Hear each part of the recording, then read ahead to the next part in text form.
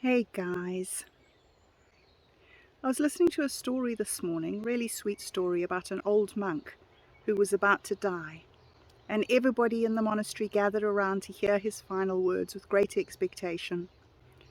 And they were all supremely disappointed when his final words were, "Never get a cat." And one young monk in particular was very distressed by this, went around for a few days with a heavy burden on his heart.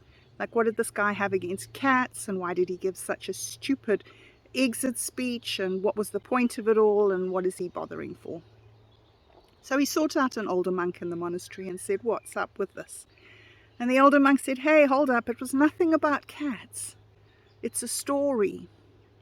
And he told the story about a young monk, a monk of some description, went off to live in a forest and renounced his life, his goods, his everything.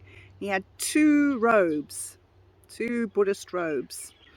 And when he got to his new forest, after a little while, some rats came along and started chewing on his robes. Now, the only thing he owned were these two sets of robes. So if the rats chewed them, he would have nothing. He would have nothing to wear. His life would be over. He would be a madman in the woods. So he needed a solution to his problem. So he went to the village nearby where he used to beg for food. And he said, "I've got a rat problem." And the villagers said, "That's okay, dude. We know what to do about rats. Here, have a cat." Gave him the cat. The cat worked really well, chased all the rats away, killed them all, ate them all. And then there was nothing more for the cat to eat. So he got hungry. The old monk had to go back to the village. And he had to say, "What do I do about the cat? I've got to feed the cat." And the villagers said, "Well, that's an easy one. Here's a cow. You milk the cow and you get the milk and you feed the cat. Easy as." So the monk goes home, feeds his cat. Everything is good. The cow gets hungry. Now the fellow needs grass. So he goes back to the village the next day to beg for food. He begs for grass as well. And the villagers get really distressed and say, "It's not okay for somebody like you to be asking us for grass. It's unseemly. You can't do that. We'll clear you a field and you can grow your grass." So they very sweetly went along, they cleared him the field, they planted the grass, and now he spent his entire life looking after his cow and his cat and his grass. So he went to the villagers and he said, "It's not working, it's really not working." So they said, "Well, it's okay. There's a woman here whose husband died, and she's very distressed. She needs something to do. You'd be doing her a real good big favor if you allowed her to come to your little place and tend your cat and your cow in your fields." Anyway, so that worked out really well, and she looked after and she was excellent. And then you can guess the second bit. They fall in love and they have a baby. And one day the monk wakes up and he thinks, "Hey, hold up. This isn't how it was meant to go. I was meant to be a monk here in the woods, and instead I'm a householder with a child and I haven't got my monk life." So, the moral of the story, never get a cat. So you can see that it's not actually about cats.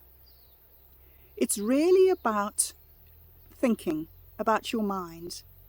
If you allow thoughts to come into your mind that lead on to other thoughts, you will end up far, far from your original destination, what you intended to do.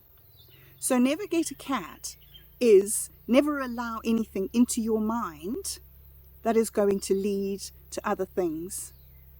And another way of saying that is, don't ever do anything that you don't want to become a habit. So the things that you do, the things that you choose to do, are all things that you would like to do again tomorrow and again the next day. And there's another story, while I'm doing stories, there's another story, a really, really popular one. You will have heard this one. This is about if you put a frog in a saucepan and you warm up the water slowly, the frog will sit in the saucepan and not be able to tell that its saucepan of water is getting hotter, and it will boil and it will die. And this story is used a lot these days to say that we are in a hopeless and helpless situation.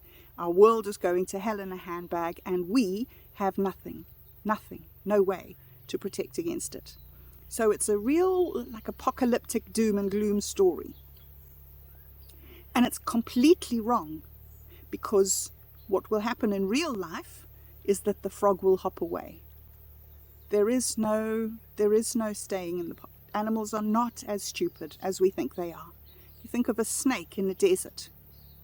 The snake gets out of the sun, he goes and hides under the stone. They feel the heat. So here are two stories. Never let a cat in your life, and heat up a pan of water and let the frog boil. Both of them are about thinking.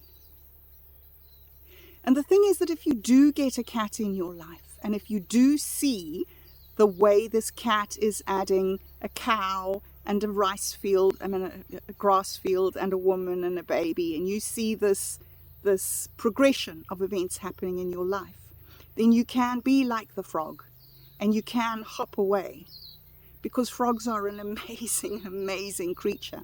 Do you know frogs are so environmentally sensitive that they can be used almost as a thermometer to measure how environmentally healthy an area is. So frogs are very cool. So are cats. I don't know where I would be without my cats. Cats are wonderful, intelligent, loving, kind. And you know, we didn't domesticate them. They just came along and decided to live with us because they like us. Cats like us. Not many animals like us. So yeah, never look a gift cat in the mouth. Hey. So what's the point? What's the point of these stories? Why am I here? Why am I telling you this? Why is this important? Well, mental illness is an ongoing battle. When you're mentally ill, you're a frog in the pot. You're a monk getting a cat. Things keep on getting worse and worse. And the reason is that you're mentally ill. Mental illness is an amazing thing. People think that when you're mentally ill, that actually you've lost your marbles and you're completely stupid. You're not. You're not stupid at all. You can completely see what you're doing wrong, but you have no capacity, no emotional capacity to help yourself. And so when you're down, when you're having a hard time or whatever, it's particularly important to notice your frogs and your cats. Your bad thought patterns, your bad habits of thinking, your ways that things compound and errors compound. So a few years ago, 2 or 3 or 4 years ago, I lost 40 kilograms. It was so good. I was so healthy. Wasn't really healthy. I was on my way to becoming so healthy. And then crises happened and my will faltered and I started overeating because I use food to comfort myself. And that is a mentally unhealthy strategy. And yet, I didn't change it. I continued. I thought it was just today. No, it's just today. And what I used to do is when I went to town, every now and then when I went to town, I would go and have a coffee and I would go and have some little cake thing. And I was like, yeah, I need this, I need some little time to treat myself and reward myself and make things easier and not restrict. Well, it was a terrible idea because then every time I went to town, I needed my cake and coffee. And then I started finding out that I was going to town in order to have cake and coffee. So my cat there was allowing myself to do something that was going to turn into a bad habit. So yes, that's where I'm at today. I have a lot of bad habits, a huge, huge amount, many more than just overeating.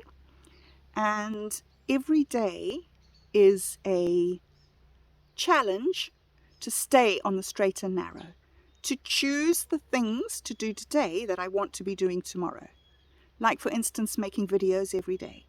Come down here into the orchard. I'm going to walk up and down very briskly for 10 minutes. Then I'm going to go to my little garden and I'm going to weed my garden for 30 minutes. Then I'm going to go home and I'm going to start getting on with my tasks that I have to do upstairs. So there we go. That's my thoughts. Continue doing the things that you want to be habits. The things that you would like to not be in your life, stop doing. And you won't be able to, because it'll be hard, and because they're habits, and because habits are things that we do over and over and over again. But the intention to change is the huge thing. So keep your intention. Do not ever give up on your intention, because each day your intention will be added to by a little success and a little success and a little success, until all of a sudden you have a good, healthy habit in your life. Okay, well, that's my current intention, is to have that intention. So thank you for listening to me. Again, it's always great to be able to share these little insights. And tomorrow I will come back and we will see where I'm at then. Okay, so thanks for joining me, and have a great day. Bye.